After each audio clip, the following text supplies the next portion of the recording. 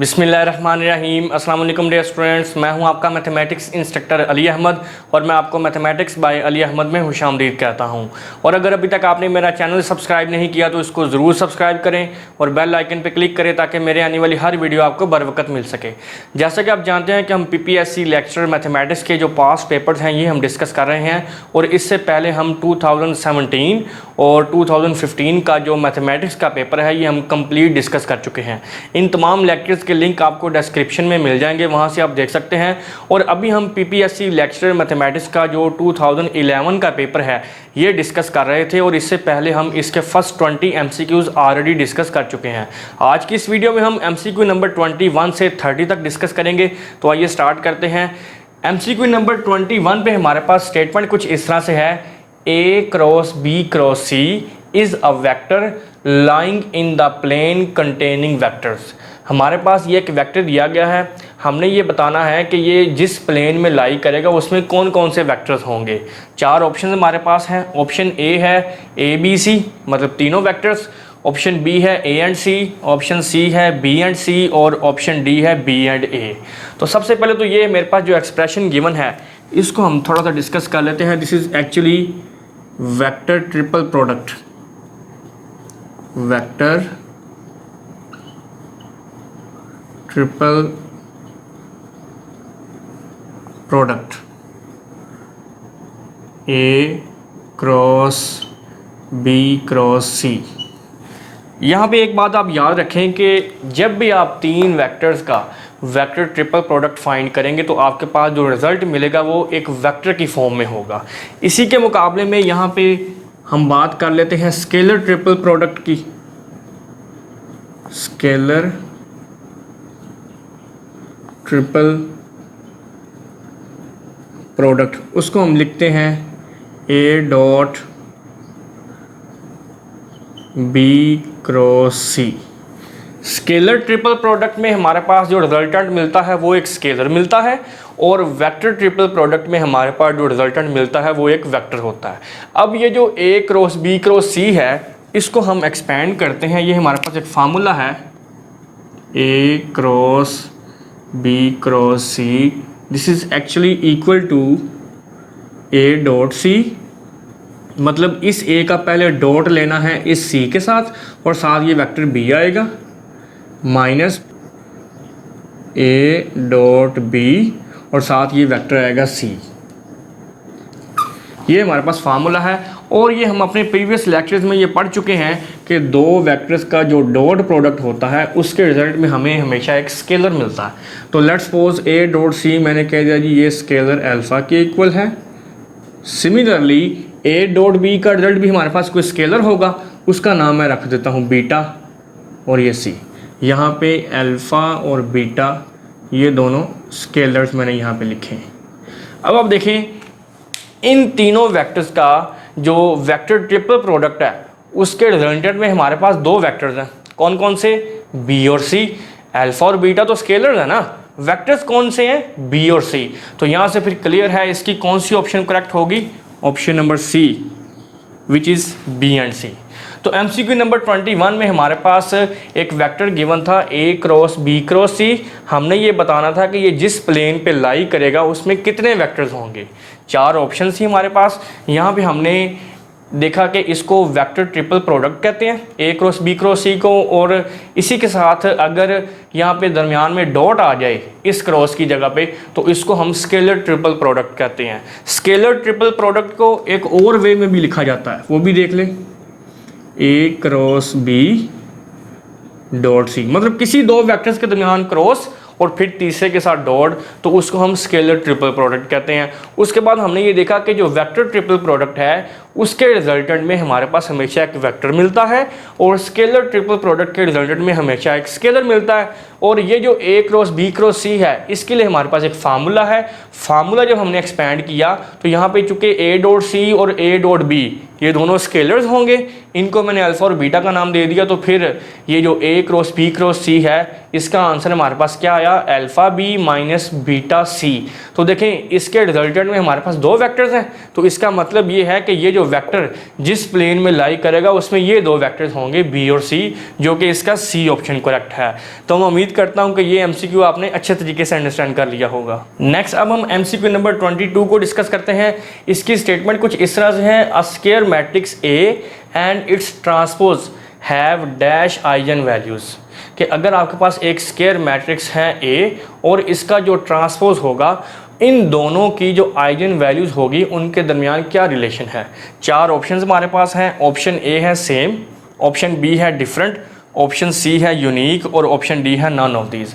अब ये जो MCQ है ये BSc का जो मैथमेटिक्स का कोर्स है उसकी जो मैथमेटिकल मेथड्स की बुक है चैप्टर 7 उसका, और एक्सरसाइज 7.3 का क्वेश्चन नंबर 3 है ये चैप्टर 7 जो कि इनर प्रोडक्ट स्पेसिस का है, उसकी एक्सरसाइज 7.3 और क्वेश्चन नंबर 3। ये एग्जैक्ट सेम स्टेटमेंट है। इसको हम यहाँ पे प्रूव कर लेते हैं। इजी सा ये क्वेश्चन है। हमारे पास यहाँ पे उसने एक मैट्रिक्स दी है A जो कि स्क्वायर मैट्रिक्स है। मैं यहाँ पे लेट करता हूँ V बी द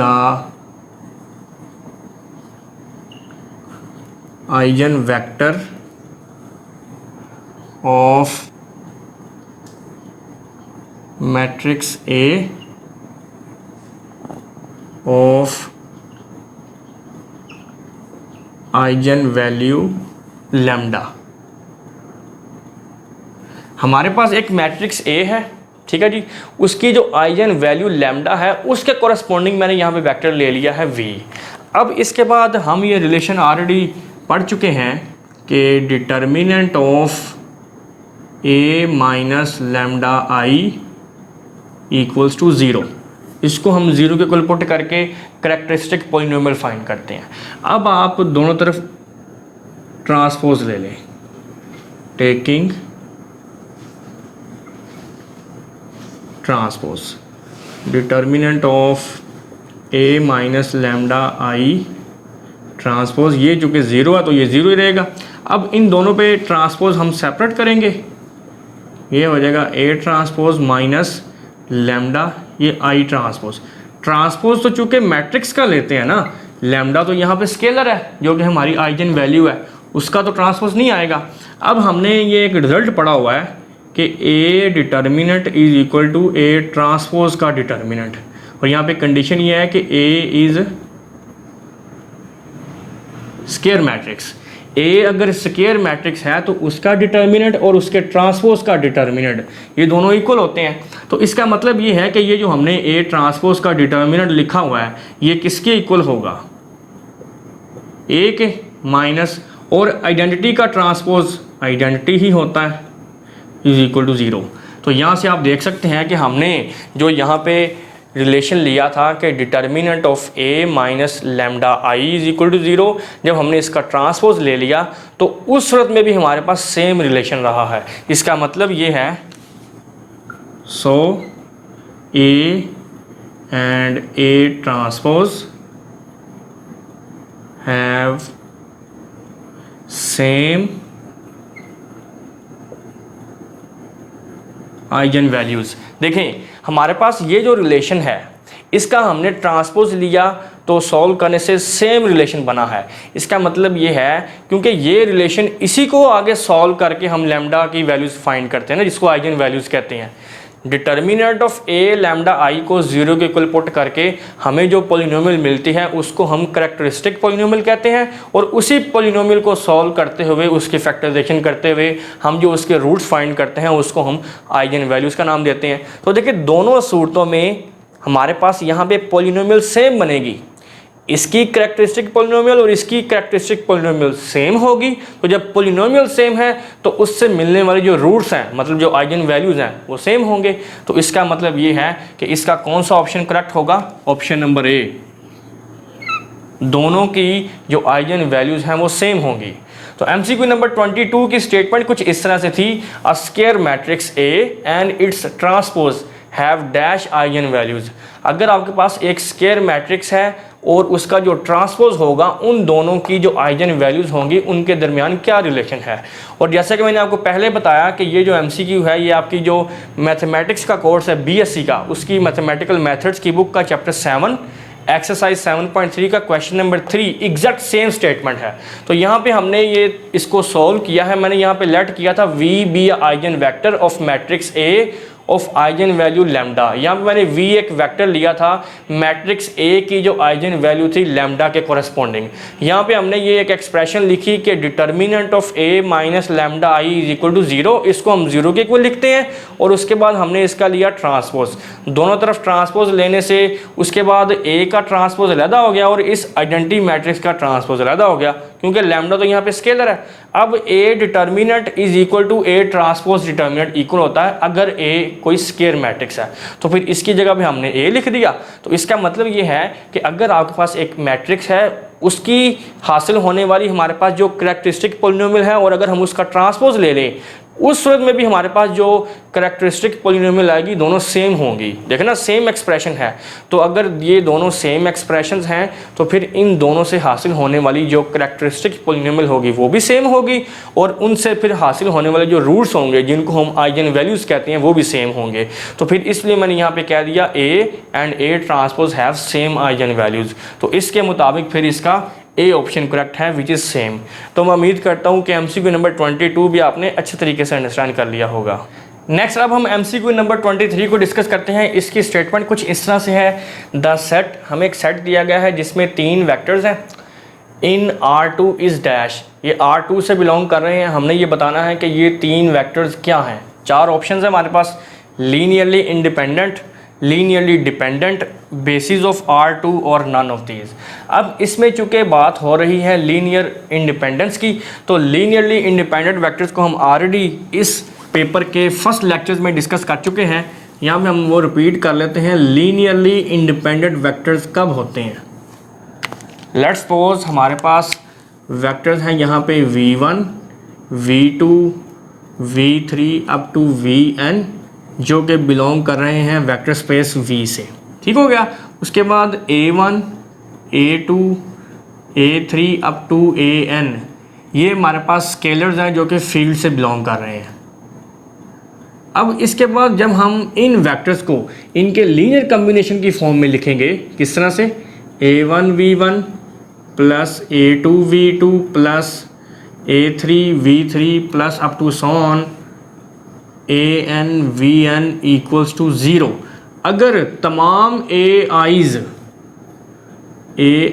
अगर हो जाए 0, where I is equal to 1 2 3 up to N, A1 A2 A3 से लेके AN तक तमाम स्केलर्स अगर 0 हो जाए तो फिर हम ये कहेंगे कि V1 V2 V3 up to VN are linearly independent vectors. मैं रिपीट कर रहा हूँ बात को कि अगर वेक्टर्स को इस तरह से लीनियर कम्बिनेशन में लिखने से जो स्केलर्स हैं A1 A2 A3 up to AN ये तमाम 0 हो जाएं, फिर वेक्टर्स लीनियरली इंडिपेंडेंट हैं।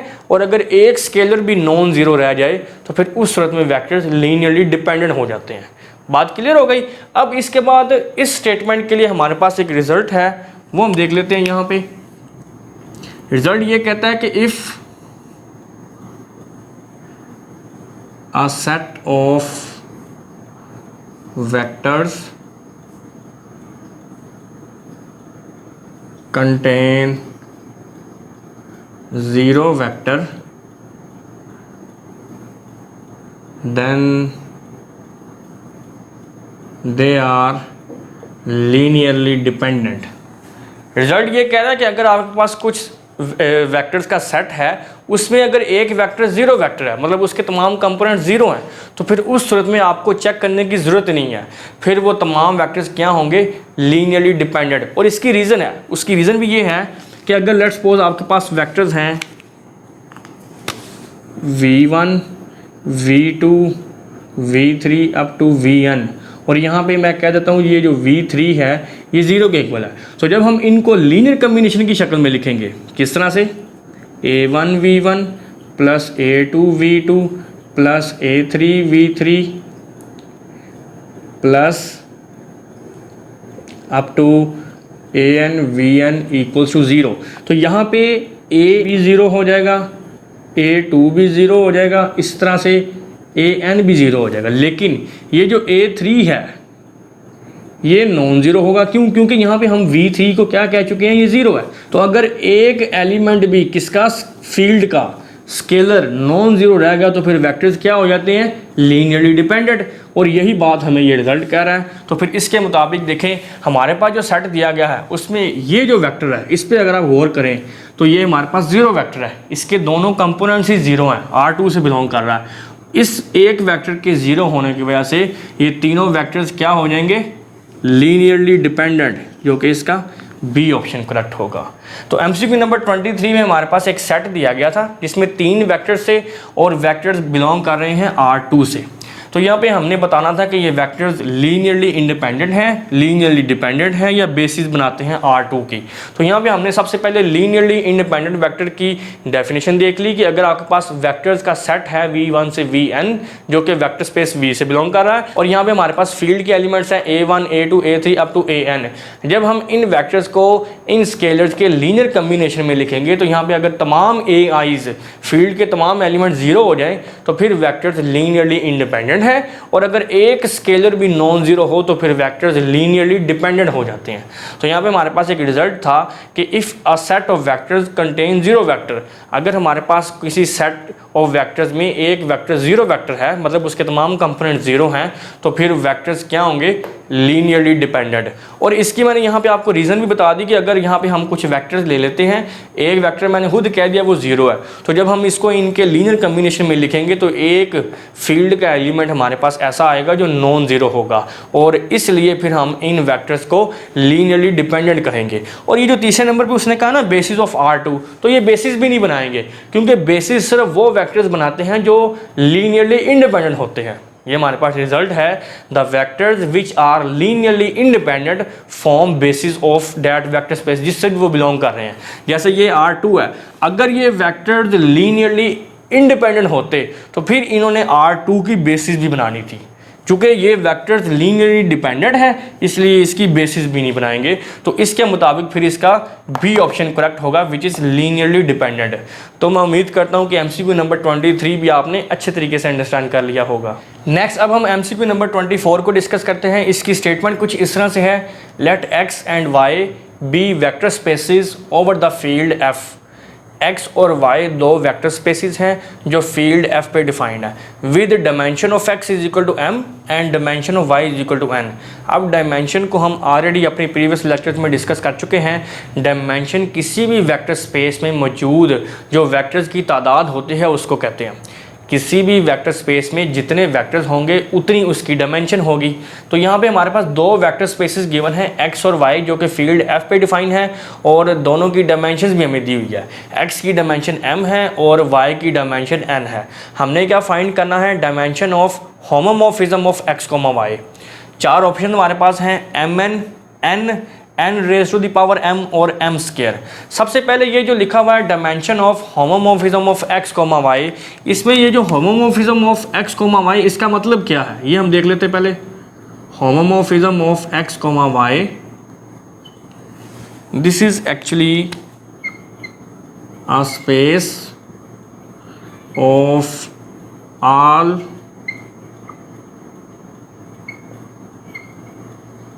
homomorphisms from vector space x of f to vector space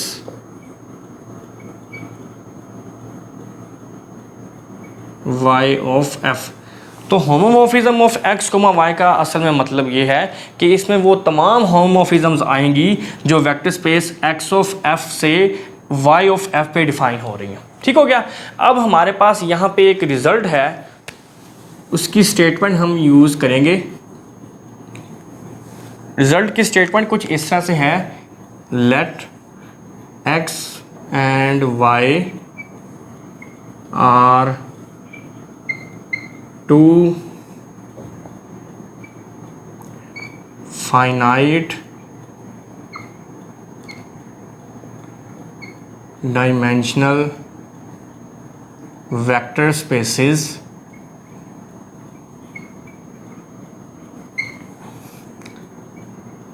over F then dimension of homomorphism of x comma y is equal to dimension of x multiply by dimension of y।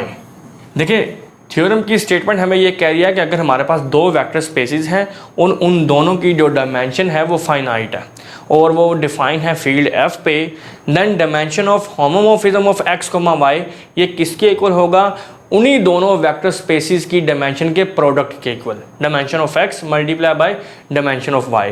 तो यहाँ पे देखें हमारी जो vector spaces given है x और y, x की डायमेंशन क्या है m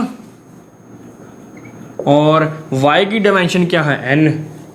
तो इसका मतलब है dimension of homomorphism of x comma y क्या आ गया, mn, जो कि इसका ए ऑप्शन करेक्ट है। और यहाँ पे एक नोट भी देख लें, नोट ये है कि अगर जो आपकी वेक्टर स्पेस y है, y ऑफ f, ये अगर पूरे f के इक्वल हो जाए, पूरी फील्ड के एलिमेंट्स के इक्वल हो जाए, तो फिर इस सूरत में क्या होगा, dimension of homomorphism of x comma y ये आपका बन जाएगा homomorphism of x comma f, और यहाँ पे जो डायमेंशन ऑफ f है ये होती है 1। क्यों, क्योंकि फील्ड इटसेल्फ एक वेक्टर स्पेस है, field itself a vector space with dimension 1, इसकी डायमेंशन 1 होती है। तो यहाँ से फिर हमारे पास इसका रिजल्ट क्या बनेगा, dimension of homomorphism of x comma y। अब डायमेंशन ऑफ x और यहाँ पे डायमेंशन ऑफ y हमारी क्या बन चुकी है, डायमेंशन ऑफ f, क्योंकि जो y वेक्टर स्पेस है वो पूरी फील्ड के इक्वल है, तो फिर ये आएगा डायमेंशन ऑफ f। तो ये तो m है और ये 1 है, तो फिर इस सूरत में हमारे पास dimension of homomorphism of x comma y क्या होगा, m। तो MCQ नंबर 24 में हमारे पास स्टेटमेंट कुछ इस तरह से थी कि अगर x और y दो वेक्टर स्पेसिस हैं ओवर द फील्ड f और दोनों की डायमेंशन हमारे पास गिवन थी m और n, हमने ये बताना था कि dimension of homomorphism of x comma y क्या होगी। सबसे पहले हमने ये देख लिया कि ये जो homomorphism of x comma y क्या होता है, this is actually all homomorphisms from vector space x of f to vector space y of f। इसके बाद हमारे पास एक रिजल्ट था कि अगर x और y दो आपके पास फाइनाइट डायमेंशनल वेक्टर स्पेसिस हैं ओवर द फील्ड f, तो फिर dimension of homomorphism of x comma y किसके इक्वल होगा, दोनों वेक्टर स्पेसिस की डायमेंशन के प्रोडक्ट के इक्वल होगा। तो यहाँ पे हमारे पास डायमेंशन ऑफ x m है और डायमेंशन ऑफ y n है, इन दोनों का प्रोडक्ट होगा mn, जो कि इसका ए ऑप्शन करेक्ट है। और यहाँ पे हमने एक नोट भी देखा कि अगर ये जो y वेक्टर स्पेस है ये इक्वल हो जाए पूरी f के, मतलब पूरी फील्ड के एलिमेंट्स के इक्वल हो जाए, तो फिर dimension of homomorphism of x comma y इक्वल होगा homomorphism of x comma f। और यहाँ पे चूंकि डायमेंशन ऑफ f 1 होती है, फील्ड खुद बजाते एक वेक्टर स्पेस है जिसकी डायमेंशन 1 होती है, तो फिर इस सूरत में dimension of homomorphism of x comma y क्या होगा, m। तो मैं उम्मीद करता हूं कि MCQ नंबर 24 भी आपने अच्छे तरीके से अंडरस्टैंड कर लिया होगा। नेक्स्ट अब हम MCQ नंबर 25 को डिस्कस करते हैं। इसकी स्टेटमेंट कुछ इस तरह से है, all subgroups of an abelian group are dash, कि अगर कोई अबिलियन ग्रुप है, अबिलियन ग्रुप क्या होता है, जिसमें 5 प्रॉपर्टीज़ होल्ड करें, 4 प्रॉपर्टीज़ ग्रुप वाली, कौन कौन सी, क्लोजर, एसोसिएटिव, आइडेंटिटी और इन्वर्स, और 5वीं प्रॉपर्टी अगर कम्यूटेटिव भी होल्ड कर जाए किसी बाइनरी ऑपरेशन के विद रिस्पेक्ट टू, तो फिर वो जो ग्रुप है वो अबिलियन ग्रुप बन जाता है। हमने ये बताना है यहाँ पे कि ये जो अबिलियन ग्रुप है उसके जितने भी सब ग्रुप्स होंगे उनका क्या रिलेशन होगा, वो क्या होंगे। 4 ऑप्शन हमारे पास हैं, साइक्लिक, बी ऑप्शन है नॉर्मल, सी ऑप्शन है करेक्टरिस्टिक और डी ऑप्शन है नन ऑफ दीज। तो यहाँ पे सबसे पहले अगर मैं बात करूँ साइक्लिक की, तो हमने इस चीज़ को अपने प्रीवियस लेक्चर्स में भी डिस्कस किया था कि एन अबिलियन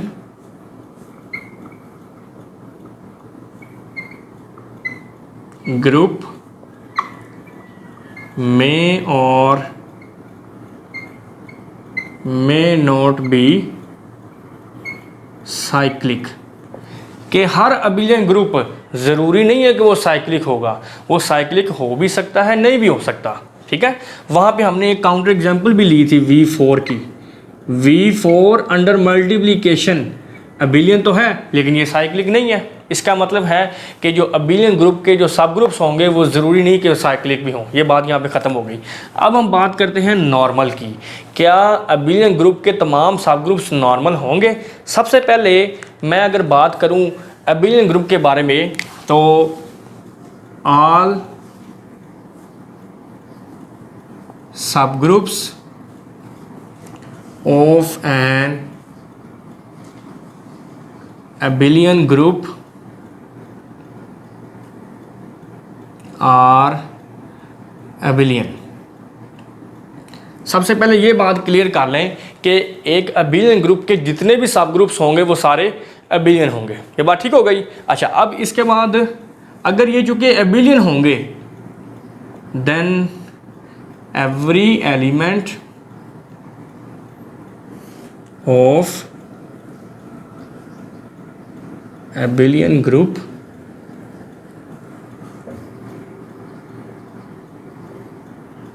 commutes। देखिए, अगर अबिलियन ग्रुप के सब ग्रुप्स भी अबिलियन हैं तो फिर उन तमाम अबिलियन ग्रुप के जो एलिमेंट्स हैं वो कम्यूट करेंगे। अबिलियन होने का मतलब यही है ना, A B is equal to B A, जो फिफ्थ प्रॉपर्टी है कम्यूटेटिव प्रॉपर्टी, तो वो कम्यूट करेंगे। इस वजह से so every element of subgroups of group ji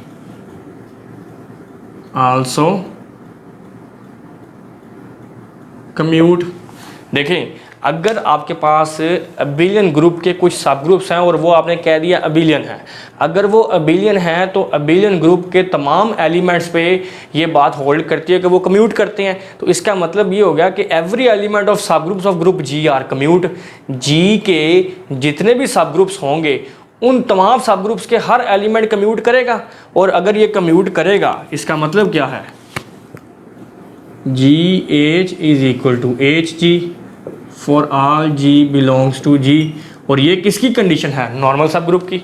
normal subgroup की डेफिनेशन हमने यही पढ़ी थी ना कि अगर जी एक ग्रुप है, एज उसका सब ग्रुप है, और अगर एज के जी में लेफ्ट कोसेट्स और राइट कोसेट्स इक्वल हो जाएं तो फिर हम ये कहते हैं H is normal in ji.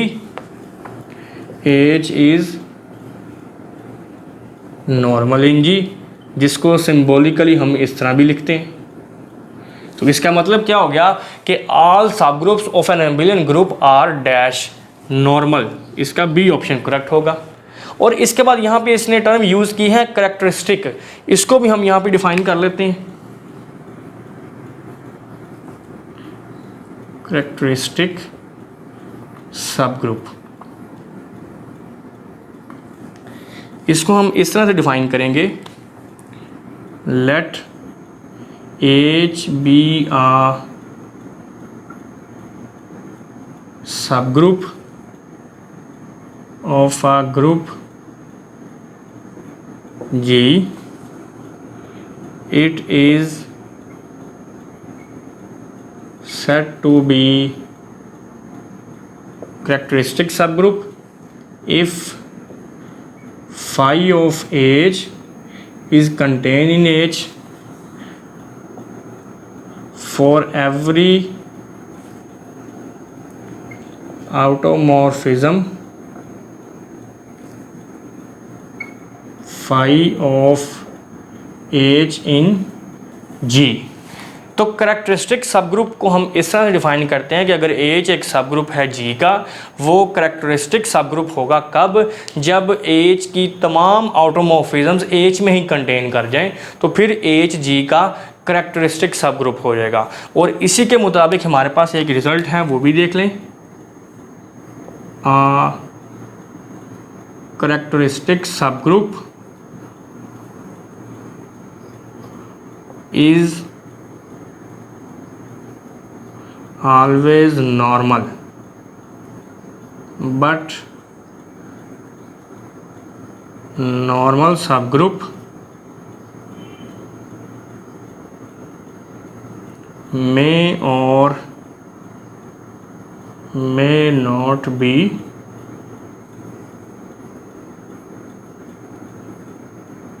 characteristic। देखिए, अगर एक करेक्टरिस्टिक सब ग्रुप है तो फिर वो लाजमी क्या होगा, नॉर्मल होगा। लेकिन अगर एक नॉर्मल सब ग्रुप है तो फिर वो ज़रूरी नहीं कि लाजमी करेक्टरिस्टिक हो भी सकता है, नहीं भी हो सकता। तो MCQ नंबर 25 में हमारे पास स्टेटमेंट कुछ इस तरह से थी कि all subgroups of an abelian group are dash, कि अगर आपके पास एक अबिलियन ग्रुप है उसके जितने भी सब ग्रुप्स होंगे वो क्या होंगे, उनका क्या रिलेशन होगा। 4 ऑप्शंस ही हमारे पास। सबसे पहले हमने यहाँ पे ये देखा कि जो जितने भी सब ग्रुप्स हैं अबिलियन ग्रुप के वो अबिलियन होते हैं, ठीक है। इसकी जो पहली ऑप्शन थी वो थी साइक्लिक। यहाँ पे हमने एक काउंटर एग्जाम्पल जो कि हम अपने प्रीवियस लेक्चर्स में भी डिस्कस कर चुके हैं कि हमारे पास ये जो V4 है अंडर मल्टीप्लिकेशन है, ये अबिलियन ग्रुप तो है लेकिन ये साइक्लिक नहीं है। तो इसका मतलब ये है कि जो अबिलियन ग्रुप के सब ग्रुप्स हैं वो साइक्लिक हो भी सकते हैं, नहीं भी हो सकते। तो फिर ए ऑप्शन तो इसकी करेक्ट नहीं होगी। इसके बाद हमने यहाँ पे देखा कि all subgroups of an abelian group are abelian, ये बात तो ओके हो गई। उसके बाद मैंने यहाँ पे कहा कि every element of an abelian group commutes. ज़ाहिर अगर वो अबिलियन है तो उसके तमाम एलिमेंट्स कम्यूट करेंगे। तो every element of subgroups of group G also commute. तो जी के जितने भी सब ग्रुप्स हैं उन तमाम के एलिमेंट्स कम्यूट करेंगे, क्योंकि जी को मैंने यहाँ पे अबिलियन ग्रुप लिया हुआ है। अगर जी के तमाम सब ग्रुप्स के हर एलिमेंट कम्यूट करेंगे तो इसका मतलब क्या है, G H is equal to H G where small G belongs to capital G. तो यही definition actually normal subgroup की है। नॉर्मल सब ग्रुप हमने क्या देखा था अपने प्रीवियस लेक्चर्स में कि अगर जी एक ग्रुप है, एच उसका सब ग्रुप है, वो जी में कब नॉर्मल होगा, जब एच के जी में लेफ्ट कोसेट्स और राइट कोसेट्स दोनों इक्वल हो जाएं। तो इसका मतलब ये हो गया all the subgroups of an abelian group are normal, जो कि इसका बी ऑप्शन करेक्ट है। उसके बाद हमने यहाँ पे करेक्टरिस्टिक सब ग्रुप को भी डिफाइन कर लिया कि अगर जी ए ग्रुप है, एच उसका करेक्टरिस्टिक सब ग्रुप कब होगा, जब एच पे बनने वाली तमाम ऑटोमॉर्फिज्म्स एच में ही कंटेन कर जाएं। एच पहले उसका सब ग्रुप है, वो करेक्टरिस्टिक सब ग्रुप कब होगा, जब उस पे बनने वाली तमाम ऑटोमॉर्फिज्म्स एच में ही कंटेन कर जाएं। और इसी के लिए हमने यहाँ पे एक रिजल्ट भी देख लिया है कि तमाम करेक्टरिस्टिक सब ग्रुप नॉर्मल होते हैं, लेकिन तमाम नॉर्मल सब ग्रुप करेक्टरिस्टिक सब ग्रुप नहीं होते। हो भी सकते हैं, नहीं भी हो सकते। मे और मे नॉट बी की कंडीशन है। तो मैं उम्मीद करता हूँ कि MCQ नंबर 25 भी आपने अच्छे तरीके से अंडरस्टैंड कर लिया होगा।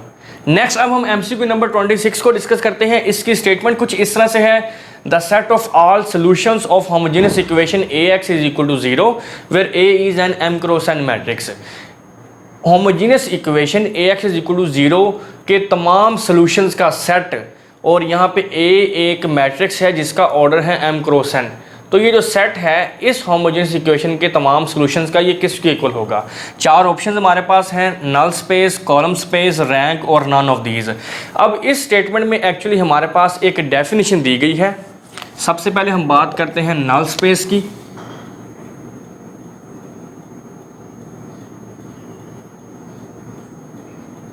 नल स्पेस को हम इस तरह से डिफाइन करेंगे,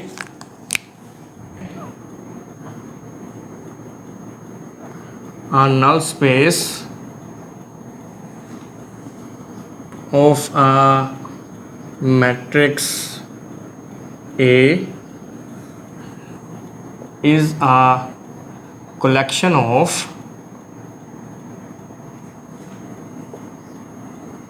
all solutions X is equal to, let's suppose x1, x2 up to xm of the equation AX is equal to 0। तो नल स्पेस को हम इस तरह से डिफाइन करते हैं कि ये एक ऐसी स्पेस होती है जिसमें तमाम सॉल्यूशंस का कलेक्शन होता है। इस तरह के सॉल्यूशंस हैं और इक्वेशन क्या है हमारे पास, AX इज इक्वल टू 0। और इस इक्वेशन के, जो कि एक होमोजेनियस इक्वेशन होती है, जितने भी सॉल्यूशंस होते हैं वो सारे 0 होते हैं। इसको हम ट्रिवियल सॉल्यूशन का भी नाम देते हैं, और ये इसको फिर हम नल स्पेस कहते हैं। तो यहाँ से फिर क्लियर है, अगर आप गौर करें स्टेटमेंट में भी हमारे पास यही चीज़ गिवन है कि the set of all solutions of homogeneous equation AX is equal to 0 where A is an M cross N matrix, and this is actually definition of null space, जो कि इसका ए ऑप्शन करेक्ट होगा। लेकिन हम यहाँ पे बाकी options को भी डिस्कस कर लेते हैं। यहाँ पे इसने कहा है कॉलम स्पेस, इसको भी हम देख लेते हैं कि ये क्या होती है। कॉलम स्पेस, कॉलम स्पेस को हम इस तरह से डिफाइन करेंगे, the column space of a matrix A is the vector space made of all linear combinations of columns of A। तो कॉलम स्पेस को हम इस तरह से डिफाइन करते हैं, the column space of a matrix A is the vector space made of all linear combinations of columns of A. ऐसी vector space जो किसी मैट्रिक्स ए के तमाम कॉलम्स के लीनियर कॉम्बिनेशन से बने, उसको हम कॉलम स्पेस का नाम देते हैं। तो इसलिए फिर ये ऑप्शन तो इसका करेक्ट नहीं हो सकता। उसके बाद तीसरे नंबर पे है यहाँ पे रैंक।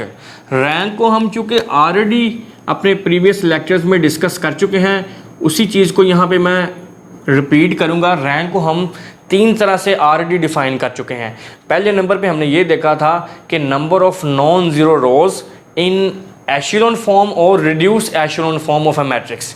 किसी भी मैट्रिक्स की जो नॉन ज़ीरो रोज़ की तादाद है उसकी एशेलॉन फॉर्म में या रिड्यूस एशेलॉन फॉर्म में, उसको रैंक ऑफ दैट मैट्रिक्स का नाम देते हैं। इसके बाद जो दूसरी हमने इस रैंक की डेफिनेशन पढ़ी थी वो ये थी, the dimension of row space और column space is called rank of that matrix.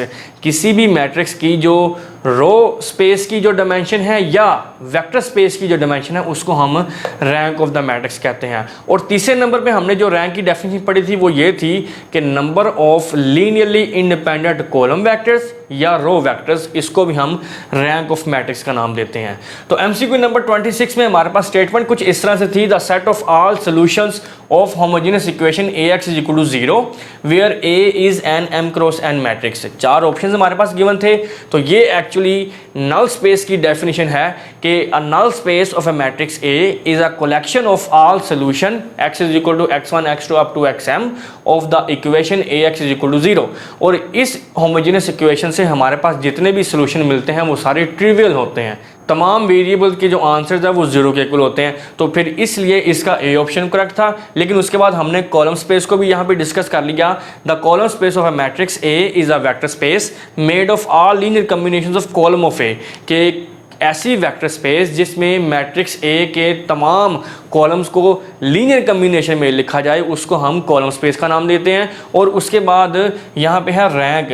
Rank को चूँकि हम ऑलरेडी डिस्कस कर चुके हैं, इसकी तीन डेफिनेशन हमने पढ़ी थी, यहाँ पे भी हमने वो डिस्कस कर ली। सबसे पहले मैंने ये आपको बताया कि किसी भी मैट्रिक्स के नंबर ऑफ नॉन ज़ीरो रोज उसकी एशेलॉन फॉर्म में या रिड्यूस एशेलॉन फॉर्म में, उसको रैंक कहते हैं। दूसरे नंबर पे हमने ये देखा कि डायमेंशन ऑफ रो स्पेस और कॉलम स्पेस, इसको भी रैंक का नाम देते हैं। और तीसरे नंबर पे जो हमने इसकी डेफिनेशन देखी वो ये थी कि the maximum number of linearly independent row vectors और कॉलम वेक्टर्स, इसको भी हम रैंक ऑफ मैट्रिक्स का नाम देते हैं।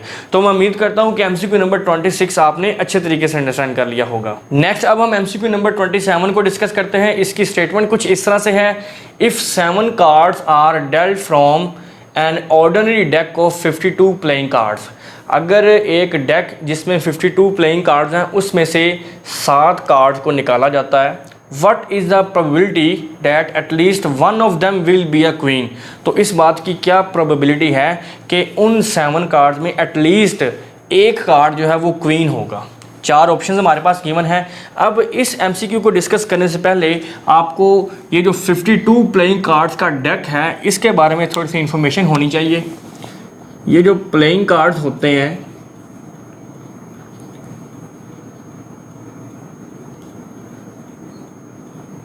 इसमें टोटल 52 कार्ड्स होते हैं, ठीक है जी। और इसके आगे 4 ग्रुप्स हैं। नंबर 1 पे यहाँ पे है डायमंड, उसके बाद हार्ट, तीसरे नंबर पे है जी स्पैड और चौथे नंबर पे है जी फ्लावर। 52 कार्ड के आगे 4 ग्रुप्स हैं और हर ग्रुप में एक कार्ड होता है एस कार्ड, जिसके ऊपर इस तरह से अल्फ़ाबेट ए लिखा होता है। ये एक कार्ड डायमंड में भी होता है, एक हार्ट में भी होता है, एक स्पेड में भी होता है और एक फ्लावर में भी होता है। अब ये जो डायमंड कार्ड्स हैं इनके ऊपर जो फिगर बनी होती है वो कुछ इस तरह से होती है, और जो हार्ट कार्ड है उसमें इस तरह से हार्ट बना होगा, और ये जो स्पेड है इसकी सिंबल कुछ इस तरह से होती है।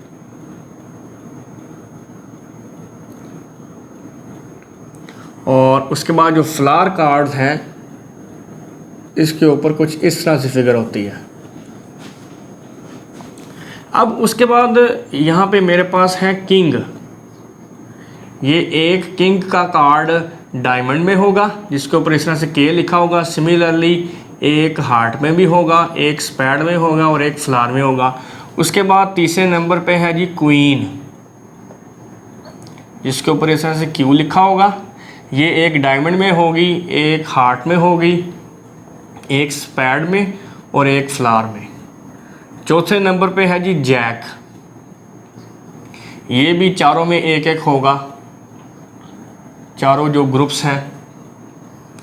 इस चीज़ के बाद हमारे पास कार्ड्स इस तरह से होंगे 10, 9, मतलब कार्ड्स के ऊपर इस तरह से नंबर होते हैं 8, 7, 6, 5, 4, 3, 2 यहाँ तक। सिमिलरली इधर भी और इधर भी यही सेम कार्ड्स हार्ट में भी होंगे, स्पैड में भी होंगे और फ्लावर में भी होंगे। तो ये टोटल अगर मैं एक ग्रुप डायमंड की बात करूं तो टोटल कितने कार्ड्स होंगे 1, 2, 3, 4, 5, 6, 7, 8, 9, 10, 11, 12, 13। एक ग्रुप में कितने कार्ड्स हुए 13। 13 ही इसमें होंगे, 13 ही इसमें होंगे और 13 ही इसमें होंगे। तो इस तरह से ये टोटल मिलके 52 प्लेइंग कार्ड्स का डेक बनता है। ये बात क्लियर हो गई। अब हम वापस आ जाते हैं अपनी स्टेटमेंट पे। स्टेटमेंट में उसने ये कहा था कि आपके पास अगर एक प्लेइंग कार्ड का डेक है उसमें से 7 कार्ड्स आपने निकालने हैं। तो यहाँ पे हमारे पास टोटल जो सैम्पल स्पेस है, टोटल डेक ये कितनी है जी 52। और इसमें से क्वीन के कार्ड कितने हैं, देखिए ना क्वीन कितनी है यहाँ पे 1, 2, 3, 4। तो फिर क्वीन कार्ड्स कितने होंगे, क्वीन कार्ड्स ये आपके पास हो गए 4। अब इसकी जो प्रोबेबिलिटी है वो हम कंप्लीमेंट के मेथड से निकालेंगे। उसने हमसे ये कहा है कि at least one of them will be queen. देखें हमने 7 कार्ड निकाले हैं डेक में से, उसमें से वो कह रहा है कि एटलीस्ट एक हो, ज़्यादा से ज़्यादा 4 भी हो सकती हैं। देखें ना टोटल क्वींस कितनी है 4। उसने बात की है एटलीस्ट 1 की, मतलब कम से कम एक क्वीन हो इन 7 कार्ड में। ज़्यादा से ज़्यादा 2 भी हो सकती हैं, 3 भी हो सकती हैं, चारों क्वींस भी इन 7 कार्ड में हो सकती हैं। तो फिर इसकी प्रोबेबिलिटी हम कंप्लीमेंट वाले मेथड से निकालेंगे। उसका तरीका ये होगा, probability of queen card at least 1। तो P ऑफ यहाँ पे कंडीशन है ग्रेटर दैन इक्वल टू 1, मतलब 1 या 1 से ग्रेटर चारों। तो ये इक्वल होगा 1 माइनस एक्स के, क्योंकि टोटल जो सम ऑफ प्रोबेबिलिटीज़ है वो 1 होता है ना। तो ये टोटल में से हम वो वाली माइनस कर देंगे जिनमें क्वीन कोई भी कार्ड नहीं है। यहाँ पे मैं आपको एक्सप्लेन करता हूँ, ये चीज़ आपने गौर से समझनी है।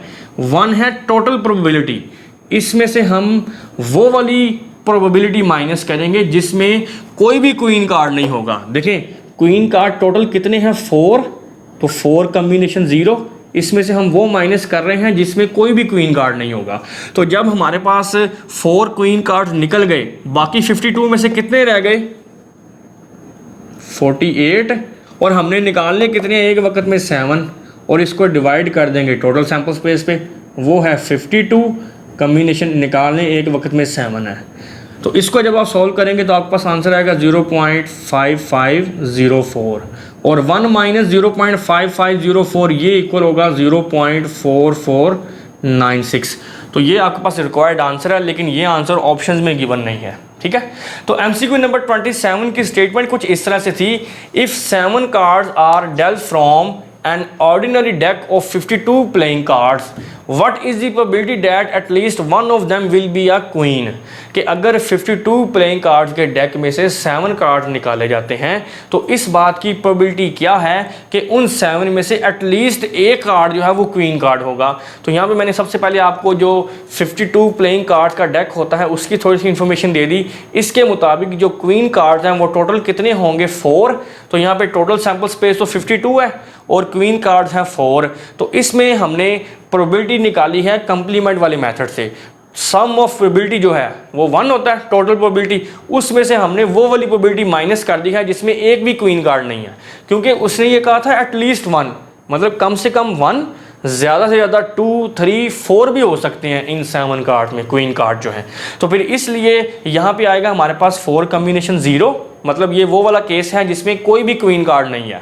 और फिर चूँकि 4 क्वीन कार्ड्स हैं, 52 में से 4 माइनस कर देंगे, बाकी 48 कॉम्बिनेशन एक वक्त में हमने निकालने कितने हैं, 7 कॉम्बिनेशन 7, और इसको हम डिवाइड करेंगे टोटल सैम्पल स्पेस पे विच इज़ 52 और कॉम्बिनेशन 7। इसको सॉल्व करने से हमारे पास आंसर आएगा 0.5504 और 1 को जब माइनस करेंगे तो ये 0.4496 आएगा, लेकिन इसका जो करेक्ट ऑप्शन है ये इसकी ऑप्शन में मौजूद नहीं है। तो मैं उम्मीद करता हूँ कि एमसीक्यू नंबर 27 भी आपने अच्छे तरीके से अंडरस्टैंड कर लिया होगा। नेक्स्ट अब हम एमसीक्यू नंबर 28 को डिस्कस करते हैं। इसकी स्टेटमेंट कुछ इस तरह से है, let G be an abelian group then which one of following is not true. हमारे पास इंफॉर्मेशन ये है कि जी एक अबिलियन ग्रुप है और इन चारों में से कौन सी ऑप्शन इसके लिए ट्रू नहीं है। 4 ऑप्शंस हैं। पहली ऑप्शन है every commutator of G is identity. B option है if M is divisor of G then G must have a सब ग्रुप ऑफ ऑर्डर एम। और सी ऑप्शन है centre of G is G itself. और D option है every सब group of G is cyclic.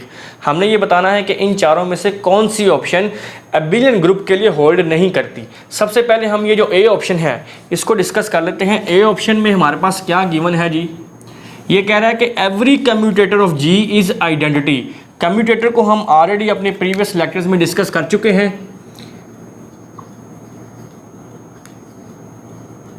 Commutator अगर हमारे पास 2 elements हैं ए coma B तो ये इक्वल होगा A B A inverse B inverse, और ये जो ए और बी हैं ये बिलोंग करते हैं ग्रुप जी से। तो इस तरह से आप ग्रुप के डिफरेंट एलिमेंट्स के लिए इस तरह से कम्यूटेटर्स फाइंड करते हैं।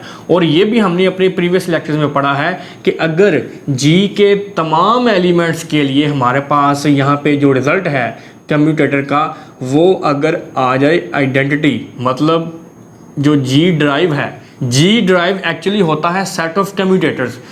जी के तमाम एलिमेंट्स के लिए इस तरह से जो हम कम्यूटेटर्स फाइंड करते हैं ना, वो तमाम भी ग्रुप बनाते हैं और उस ग्रुप को हम ड्राइव्ड ग्रुप का नाम देते हैं। अगर आपके पास हर एलिमेंट्स के लिए यहाँ पे आइडेंटिटी आंसर आए तो इसका मतलब ये है कि जी इज़ अबिलियन। इसका मतलब ये होता है कि जी अबिलियन है। तो फिर ये ऑप्शन तो करेक्ट नहीं हो सकती, क्योंकि हमने तो वो वाली स्टेटमेंट चूज़ करनी है जो अबिलियन के लिए ट्रू नहीं है। तो ये ऑप्शन इसमें से एलिमिनेट हो गई। अब हम बात करते हैं ऑप्शन बी की। ऑप्शन बी में वो ये कह रहा है कि अगर एम डिवाइज़र है जी का तो फिर जी का एक ऐसा सब ग्रुप ज़रूर एग्जिस्ट करेगा जिसका ऑर्डर एम होगा। मैं रिपीट कर रहा हूँ बात को कि अगर एम डिवाइज़र है जी का तो फिर जी का एक ऐसा सब ग्रुप ज़रूर एग्जिस्ट करेगा जिसका ऑर्डर एम होगा। This is actually converse of Lagrange theorem. B option में लैग्रांज थ्योरम का कन्वर्स गिवन है। Lagrange theorem, Lagrange theorem actually क्या है कि अगर एक ग्रुप है आपके पास जी और एच उसका सब ग्रुप है तो फिर एच का ऑर्डर और इसका इंडेक्स ग्रुप के ऑर्डर को डिवाइड करेगा। यही लैग्रांज थ्योरम है। लेकिन इसका जो कन्वर्स है वो एक तो अबिलियन में होल्ड करता है और दूसरा साइक्लिक ग्रुप्स में भी होल्ड करता है। मैं रिपीट कर रहा हूँ बात को कि लैग्रांज थ्योरम ये कहता है कि अगर जी एक ग्रुप है, एच उसका सब ग्रुप है, तो फिर एच का ऑर्डर और इसका इंडेक्स ये दोनों जी के ऑर्डर को डिवाइड करेंगे और इसका जो कन्वर्स है वो सिर्फ एबिलियन में और साइक्लिक ग्रुप्स में होल्ड करता है, एबिलियन और साइक्लिक। तो ये जो स्टेटमेंट है ऑप्शन बी में, this is actually converse of Lagrange theorem. देखा ना, इसमें वो ये कह रहा है कि m is divisor of g, then g must have a सब ग्रुप ऑफ ऑर्डर m। तो इसका मतलब है फिर बी ऑप्शन भी इसकी करेक्ट नहीं हो सकती, क्योंकि ये तो सिर्फ होल्ड करता है एबिलियन के लिए या साइक्लिक के लिए। तो हमने तो वो स्टेटमेंट देखनी है जो एबिलियन के लिए ट्रू नहीं है, ये ऑप्शन भी इसकी एलिमिनेट हो गई। इसके बाद ये जो सी ऑप्शन है, इसमें वो ये कह रहा है centre of g is g itself. C option में उसने बात की है सेंटर ऑफ ग्रुप की, सेंटर ऑफ ग्रुप। तो इसको हम ऑलरेडी डिस्कस कर चुके हैं कि जी अगर आपके पास एक ग्रुप है, उस ग्रुप के वो तमाम एलिमेंट्स जो बाकी हर एलिमेंट से कम्यूट करें वो सेंटर ऑफ ग्रुप में आ जाते हैं। और ये हमने थ्योरम पढ़ा हुआ है कि अगर आपका ग्रुप एबिलियन है तो फिर पूरा जी जो है वो सेंटर में आ जाएगा, क्योंकि एबिलियन की और सेंटर की यही डेफिनेशन है ना कि कम्यूट करे A B is equal to B A. तो अगर आपका ग्रुप एबिलियन होगा तो फिर जो पूरा सेंटर है वो ग्रुप के इक्वल आ जाएगा। z ऑफ g मतलब centre of g is equal to g if g is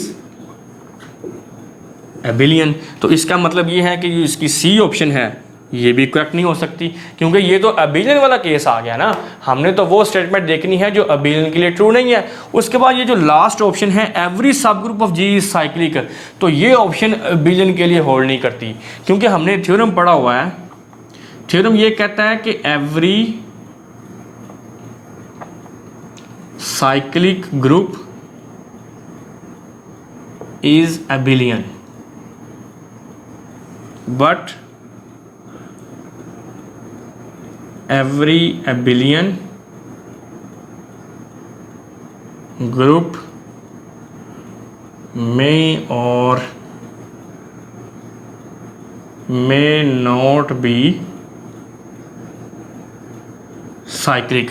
देखिए स्टेटमेंट ये कह रही है कि हर साइक्लिक ग्रुप एबिलियन होता है, लेकिन हर एबिलियन ज़रूरी नहीं कि वो साइक्लिक भी हो, वो साइक्लिक हो भी सकता है, नहीं भी हो सकता। इसकी हमने लास्ट टाइम एक काउंटर एग्जांपल भी देखी थी, V4।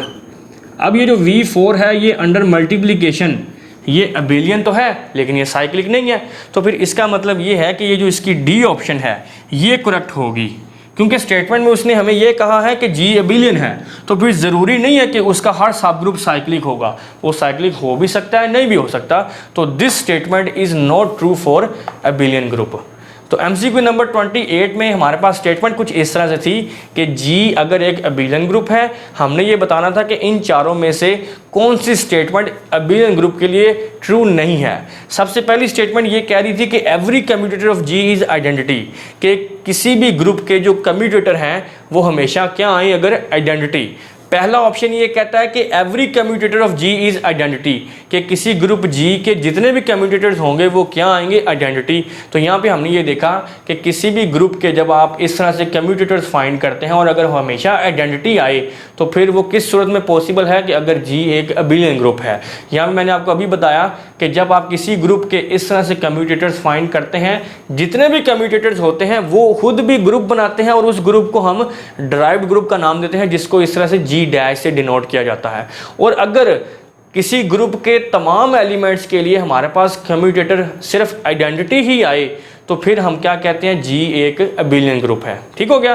तो फिर ए ऑप्शन इसकी एलिमिनेट हो गई। उसके बाद बी ऑप्शन जो हमारे पास है वो है G m is divisor of G, then G must have a सब ग्रुप ऑफ ऑर्डर m, कि अगर m डिवाइजर है g का तो फिर g का एक ऐसा सब ग्रुप ज़रूर एग्जिस्ट करेगा जिसका ऑर्डर क्या होगा, m होगा। तो this is actually converse of Lagrange theorem. Lagrange theorem हमने यहाँ पे देख लिया कि अगर G एक ग्रुप है, H उसका सब ग्रुप है, तो H का ऑर्डर और इसका इंडेक्स दोनों G के ऑर्डर को डिवाइड करते हैं, और इसका जो कन्वर्स है वो सिर्फ एबिलियन ग्रुप्स में और साइक्लिक ग्रुप्स में होल्ड करता है। तो इसका मतलब है फिर इसकी बी ऑप्शन भी करेक्ट नहीं हो सकती।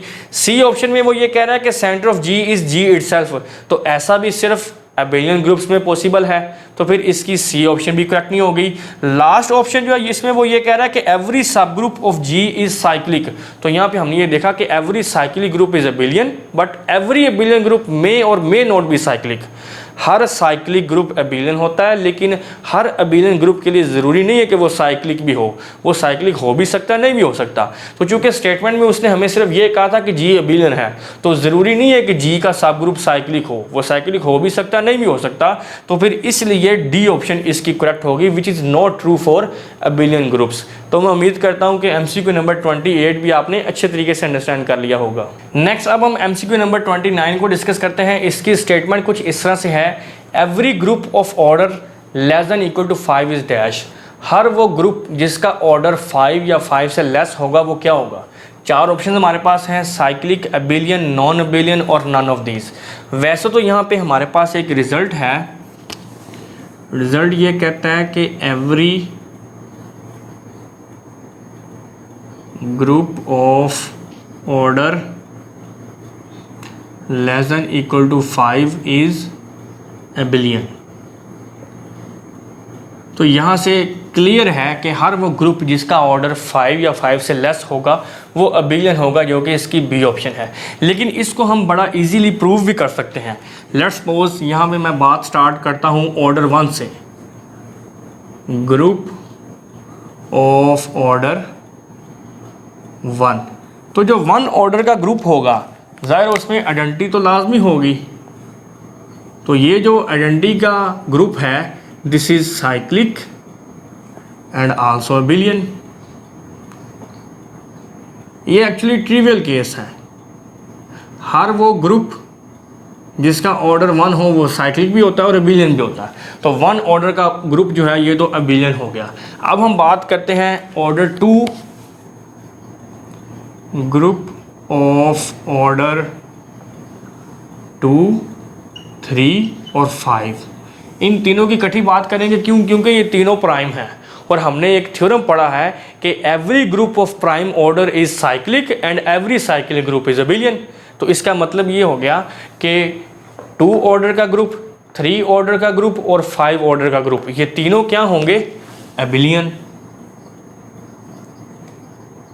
मैं रिपीट कर देता हूँ बात को कि हम अपने प्रीवियस लेक्चर्स में ये थ्योरम्स पढ़ चुके हैं कि हर वो ग्रुप जिसका ऑर्डर प्राइम होगा, ये तीनों प्राइम नंबर्स है ना, 2, 3, 5, every group of prime order is cyclic and every cyclic group is abelian. तो इसलिए फिर हम इन तीनों ऑर्डर्स के जो ग्रुप्स हैं उनको अबिलियन कह सकते हैं। इसके बाद हमारे पास बाकी कौन सा बच गया है, 4। इसको भी देख लेते हैं, ग्रुप ऑफ ऑर्डर 4। अब ये जो 4 ऑर्डर का ग्रुप है इसको हम 2 पावर 2 की फॉर्म में लिख सकते हैं। और इसके लिए भी हमने एक रिजल्ट पढ़ा है कि if G is abelian then order of G is P square where P is prime. हर वो ग्रुप अबिलियन होता है जिसके ऑर्डर को हम प्राइम की पावर 2 की फॉर्म में लिख सकें। ये हम ऑलरेडी डिस्कस कर चुके हैं ये वाला रिजल्ट। तो ग्रुप ऑफ ऑर्डर 4 जो है इसको हम लिख सकते हैं 2 की पावर 2।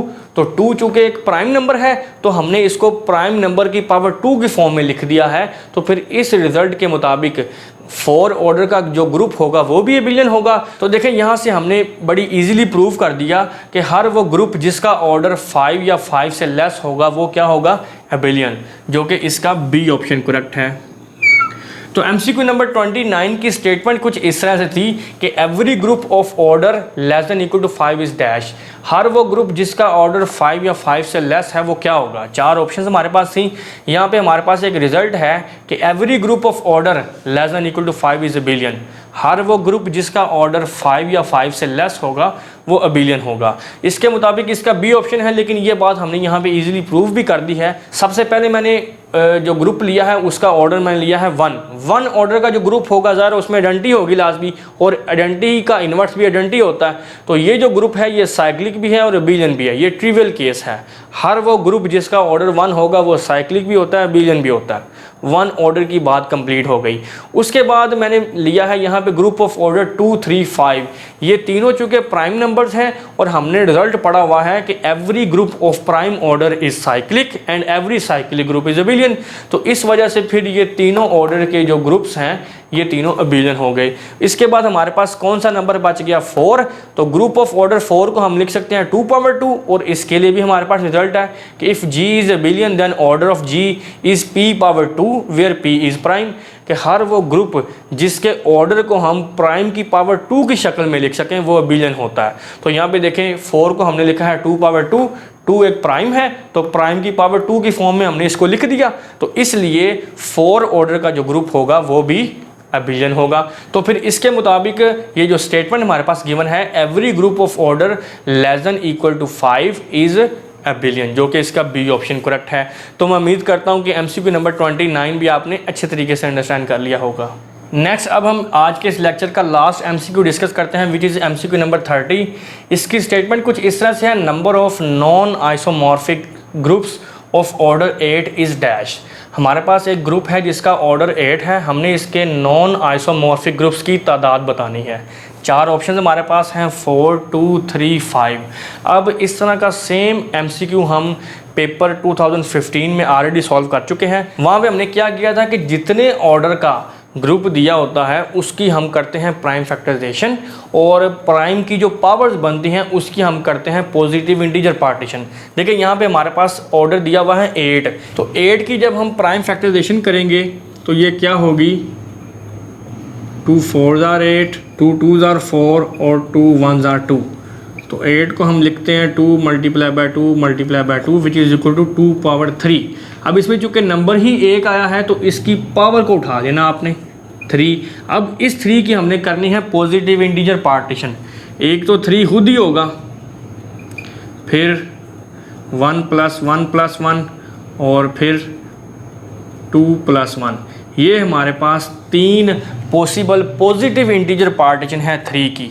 अब इसकी चूँकि पॉजिटिव इंटीजर पार्टीशन की तादाद 3 है, इतने ही इसके नॉन आइसोमॉर्फिक ग्रुप्स होंगे, जो कि इसका सी ऑप्शन करेक्ट है। तो एमसीक्यू नंबर 30 की स्टेटमेंट हमारे पास कुछ इस तरह से थी, number of non isomorphic groups of order 8 is dash. अगर 8 ऑर्डर का एक ग्रुप है तो हमने उस ग्रुप के जो नॉन आइसोमॉर्फिक ग्रुप्स होंगे उसकी तादाद बतानी थी। तो इसका मेथड ये होता है कि जितने ऑर्डर का ग्रुप है उसकी आप करें प्राइम फैक्टराइजेशन, और जब हम उसको इस तरह से लिखेंगे 2 पावर 3 में, यहाँ पे नंबर सिर्फ 2 ही है, अगर 2 के अलावा भी कोई नंबर आ जाए तो उसको भी आपने इस तरह से पावर की शक्ल में लिखना है और फिर जो पावर्स होंगी उसको उठा देना है, उसकी करनी है पॉजिटिव इंटीजर पार्टीशन। जितनी नंबर्स की पॉजिटिव इंटीजर पार्टीशंस होंगी उतना ही उस ग्रुप के जो नॉन आइसोमॉर्फिक ग्रुप्स होंगे उनकी तादाद होगी। अब यहाँ पे चूँकि 2 की पावर 3 थी, 3 की पॉजिटिव इंटीजर पार्टीशन भी 3 ही होती है, तो फिर इसलिए इसका सी ऑप्शन करेक्ट होगा विच इज़ 3। इसी तरह से फॉर एग्जांपल अगर हमारे पास एक ग्रुप है जिसका ऑर्डर 12 है, तो फिर उसके जो नॉन आइसोमॉर्फिक ग्रुप्स होंगे उनकी तादाद क्या होगी ये भी हम यहाँ पे देख लेते हैं। अगर मैं ये ले लेता हूँ 12 ऑर्डर का ग्रुप, तो 12 की जब हम फैक्टराइजेशन करेंगे prime factorisation 2 6s are 12, 2 3s are 6 और 3 1s are 3। तो देखें इसको हम लिखेंगे 2 मल्टीप्लाई बाय 2 मल्टीप्लाई बाय 3।